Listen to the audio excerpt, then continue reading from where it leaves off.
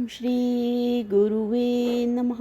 ध्यानमूलं गुरुर्मूर्ति पूजामूलं गुरुर्पदं मंत्रमूलं गुरुर्वाक्यं मोक्षमूलं गुरुकृपा।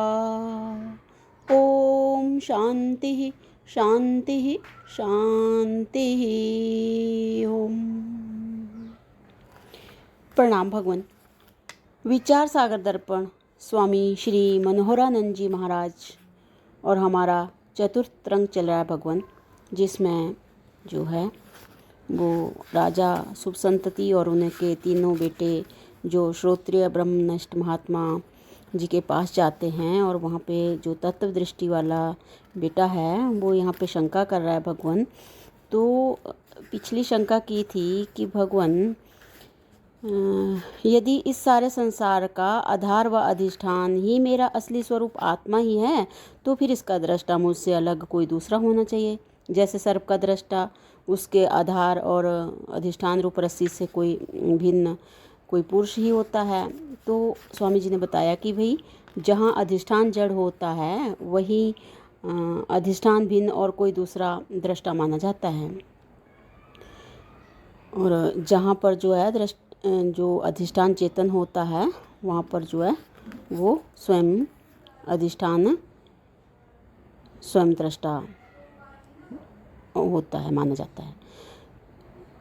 जैसे एग्जाम्पल दिया कि जैसे स्वप्न का अधिष्ठान जो साक्षी चेतन है वही सपने का दृष्टा भी है। तो अब वो तत्व दृष्टि कह रहे हैं कि भगवान ये बात तो मेरी समझ में आ गई, आपका कहना सही है, किंतु जैसे किसी पुरुष को प्रतिदिन यदि भयानक सपने आते हैं और वे यद्यपि मिथ्या ही होते हैं, तो भी उनको दूर करने के लिए जप करना अथवा पाँव धोकर सोना इत्यादि कई प्रकार के साधन वह पुरुष करता है। इसी प्रकार यह संसार यद्यपि मिथ्या ही है, तो भी मुझे जन्म मरण इत्यादि दुखों का कारण प्रतीत हो रहा है। इसलिए मैं चाहता हूँ कि इस संसार से मुझे मोक्ष मिल जाए, अतः आप कृपा करके मोक्ष का कोई उपाय बताएं। तो गुरुजी यहाँ पे बता रहे हैं कि हे शिष्य, वह तो मैंने तुझे पहले ही बता दिया है कि यह कल्पित संसार तेरे असली स्वरूप आत्मा के अज्ञान से ही प्रतीत हो रहा है। इसलिए इसकी निवृत्ति भी तभी होगी जब तुम अपने वास्तविक स्वरूप को पहचान लोगे। सो तेरे असली स्वरूप के बारे में तो मैंने पहले ही बता दिया है कि तू ही इस सारे कल्पित संसार का अधिष्ठान है, और वास्तव में तेरे असली स्वरूप आत्मा में यह संसार तीनों काल में बना ही नहीं है।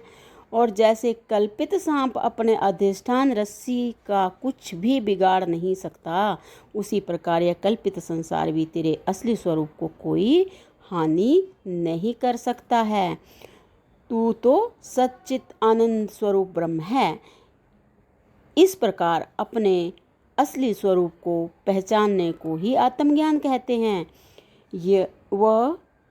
यही मोक्ष का साधन है और कोई नहीं।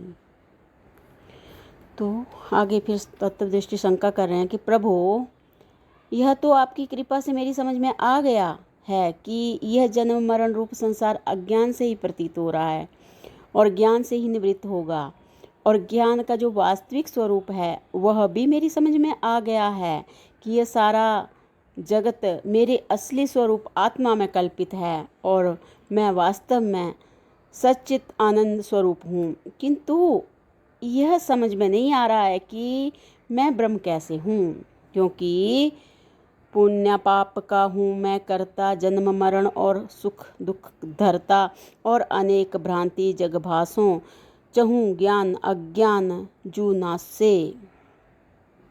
चहूँ ज्ञान अज्ञान जू नासे, जो याते विपरीत स्वरूपा, ताको ब्रह्म कहत मुनि भूपा। कहो एकता कैसे जानू, रूप विरुद्ध ये पहचानू। इसका जो ये यहाँ पे इन्होंने पद्य में बताया हुआ है, इसका भावार्थ बता रहे हैं कि हे प्रभु, मैं जीव हूँ और पुण्य पाप का कर्ता, सुखी दुखी, जन्मने मरने वाला अज्ञानी और ज्ञान को चाहने वाला हूँ। और ब्रह्म में तो न पुण्य है न पाप है, न जन्म है न मरण है, न सुख है न दुख है, न अज्ञान है और न ज्ञान की इच्छा ही है। इस प्रकार ब्रह्म का और मेरा स्वरूप परस्पर विरुद्ध होने के कारण दोनों की एकता कैसे बन सकती है?